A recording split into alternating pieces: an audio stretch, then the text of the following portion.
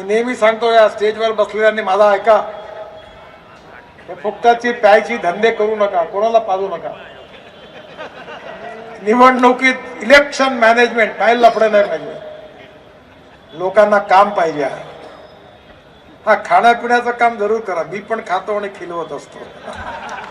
आता आम्ही शाकाहारी आहोत, तुम्हाला पाहिजे तर सावजी मटण जरूर खा.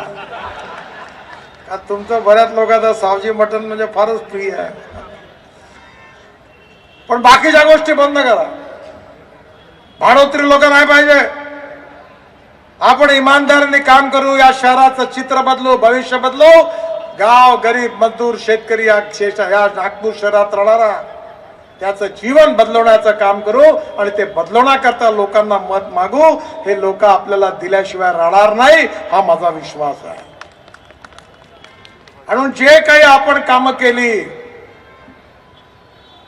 वो तो केवल शुरुआत है, असली फिल्म शुरू होना और बाकी है. तुम्ही आता आज लोकांसमोर मी विनंती केली आहे की आपण एक फिल्म तयार करा, कारण आपल्या केलेली एवढी कामं आहे की ती सगळी लोकांना दाखवता आली पाहिजे. आणि ही कामं अजून करायची आहेत. म्हणून भारतीय जनता पार्टीला तुम्ही निवडून द्या, आम्हाला सत्तेत आणा. आम्ही नागपूरला देशातलंच नाही तर जगातलं सुंदर चांगलं शहर म्हणून मान्यता मिळवून दिल्याशिवाय राहणार नाही. हा कार्यक्रम आपल्या सगळ्यांचा आहे.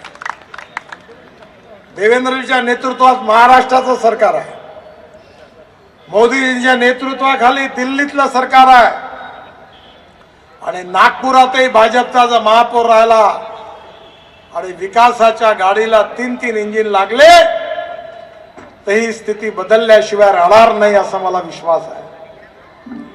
आणि म्हणून माझी आपल्या सगळ्यांना विनंती आहे की निवडणूक सोपी आहे, पण 5,000 लोकांनी तिकीटं मागितलेली आहे. मी म्हणतो आमच्या वेळी 1 फूल 2 माली, आता इथे 1 फूल 50 माली. आता एक सुंदरी आहे आणि 50 जण म्हणते माझ्या जमवा. आता कोणाचं जमवा? प्रत्येक जण म्हणते मीच चांगला. आता स्वयंवर होणार आहे, एका खुर्चीवर एकच माणूस बसू शकतो, 2-3 नाही बसू शकत. पण आम्ही हा प्रयत्न करू की जो कार्यकर्त्याला जनतेचं समर्थन आहे त्याचा निवड करताना विचार करू. जो कार्यकर्ता निष्ठावान आहे, ज्याने अनेक वर्ष काम केलं आणि निवडून येतोय, त्याला प्राधान्य देऊ. जात पंथ धर्म भाषेशी काही घेणं नाही आम्हाला.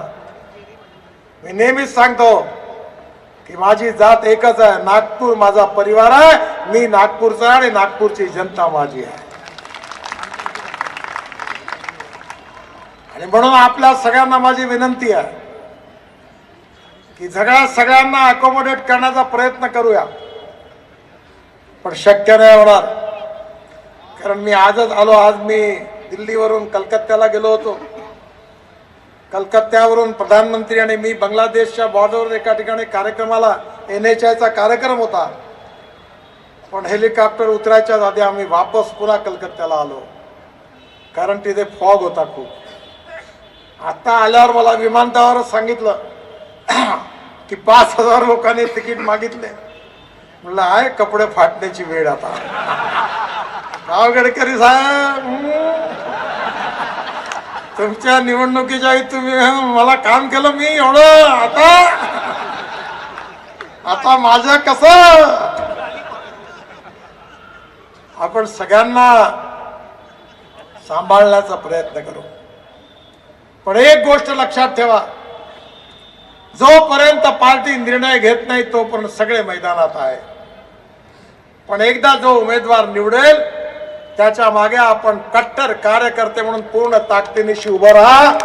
हीच भारतीय जनता पार्टीची ओळख आहे. पार्टी विथ अ डिफरन्स असा आपल्या पार्टीचा उल्लेख आहे. आपण इतरांपेक्षा वेगळे आहोत आणि आपण विचाराकरता काम करतो, सिद्धांताकरता काम करतो, विकासाकरता काम करतो. आणि त्यामुळे तुम्ही सगळेजण मनाचा मोठेपणा दाखवून ज्याला तिकीट मिळेल त्याच्या मागे आपल्याला उभं राहायचं याचा निर्धार करा। आणि या निवडणुकीमध्ये पहिला महापौर हा भारतीय जनता पार्टीचा झाला पाहिजे। दयाशंकरजी आपले अध्यक्ष आहेत, आपले आमदार सगळे या ठिकाणी आहेत, प्रवीणजी आहेत, कृष्णाभाऊ आहेत।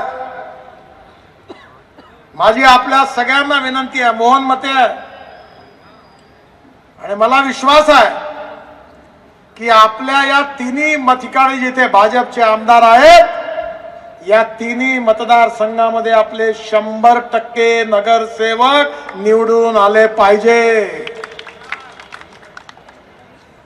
मला माहिती आहे की उत्तर नागपूरमध्ये मी पण लोकसभेत मागे होतो, मी कोणाला दोष देत नाही, पण मला असं वाटतं की आपलं काम कमी पडलं, आपले परिश्रम कमी पडले आहेत, लोकांचा विश्वास संपादण्यामध्ये आपण कुठेतरी कमी पडलो असं। त्यामुळे यावेळी उत्तर नागपूरमध्ये आपल्याला पुन्हा एकदा जिंकून चांगली ताकद दाखवायची आहे। सगळ्यांना आव्हान आहे, पण उत्तर नागपूरच्या कार्यकर्त्यांना मोठं आव्हान आहे की उत्तर नागपूरमध्ये टोटल नगरसेवक किती आहे आणि पूर्ण नगरसेवक संख्या किती आहे? 26 आहे। 26 पैकी कमीत कमी 16 ते 18 नगरसेवक आपल्याला उत्तर नागपूर निवडून आणायचे, हे आव्हान घेऊन कार्यकर्त्यांना कामाला लागायचं आहे। आणि पश्चिम नागपूर जिथे काँग्रेसचा आमदार आहे तिथूनही पुन्हा 15 ते 20 नगरसेवक पूर्ण ताकद लावून आपल्याला आणायचे आहे। बाकी पूर्व नागपूर, मध्य नागपूरमध्ये, दक्षिण नागपूरमध्ये तर आपण नेहमी विजयी होत आलेलो आहोत, तो विजय कायम ठेवायचा आहे। दरवेळा मलाही लोकसभेत यावेळी 1 लाख मताची आघाडी पूर्व नागपूरने दिली। कृष्णाभाऊचा उल्लेख कार्य सम्राट म्हणून करतात, अतिशय उत्तम काम त्यांनी केलं। प्रवीणनी यावेळी कमी वेळामध्ये खूप काम करून दाखवलं।